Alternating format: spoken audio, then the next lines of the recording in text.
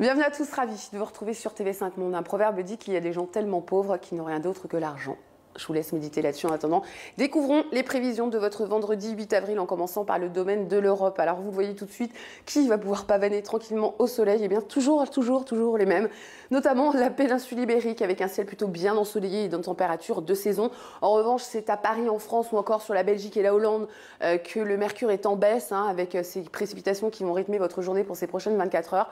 Beaucoup de soleil sur Kiev avec un mercure qui est 6 degrés au-dessus des normales de saison. Moscou s'en sort plutôt pas mal également avec 12 degrés. Bon, c'est un peu plus frais, mais enfin le soleil vous accordera quand même ses faveurs. 21 degrés à Tirana, beaucoup de pluie notamment sur le sud des Balkans. Et puis regardez à Athènes, 23 degrés. Allez, on fait notre pas de géant habituel et puis on va se rendre sur le continent nord-américain où il s'agira de grisailles pour nos amis de la Californie. Et oui, chacun son tour avec toutefois quand même quelques petites éclaircies en perspective pour San Diego. Ça va quand même se gâter pour la région des Grands Lacs et cela jusqu'à l'Ontario avec pas mal d'humidité, ce qui va engendrer également des chutes de température. En revanche, que vous soyez à Pointe-à-Pitre ou à Fort-de-France, le mercure indiquera 30 degrés, mais pas l'ombre d'une goutte de pluie quand même sur la Martinique. À noter.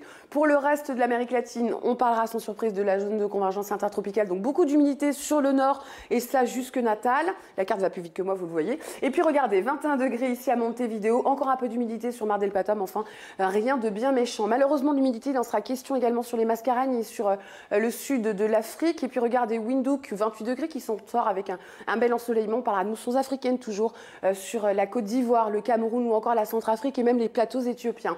Et puis on va parler d'un ciel humide pour Alger avec un mercure qui est en dessous des normales de saison, ce qui ne sera pas du tout le cas pour le Proche-Orient. 31 degrés à Tel Aviv ou encore à Gaza, on est de 4 à 10 degrés au-dessus des normales. Pour l'Inde, globalement, on profitera d'un temps qui sera quand même plutôt sec et bien ensoleillé, excepté à Chennai où là on enregistre quelques gouttes de pluie. Et puis c'est vraiment sur la péninsule indo-chinoise, comme à l'accoutumée, on va retrouver quelques orages qui vont rythmer votre journée. De l'humidité, on va retrouver sur Sydney et Canberra. Partout sur le reste de l'Australie, on profitera d'un temps plutôt bien ensoleillé, à l'instar d'Alice Springs dont le mercure indiquera 31 degrés. Sur les Philippines, c'est toujours aussi mitigé, beaucoup de soleil sur Manille et puis de la pluie malheureusement chez vous à Cebu. Puis regardez, 24 degrés à Pékin, on est 6 degrés au-dessus des normales de saison. Voilà, c'est déjà la fin de ce bulletin météo pour faire la corrélation avec mon discours du début. Regardez cette image, je voulais simplement vous dire que le véritable or de l'humanité réside bien dans son cœur et non dans cette matière. Voilà, à très bientôt, à demain pour de nouvelles prévisions. Merci.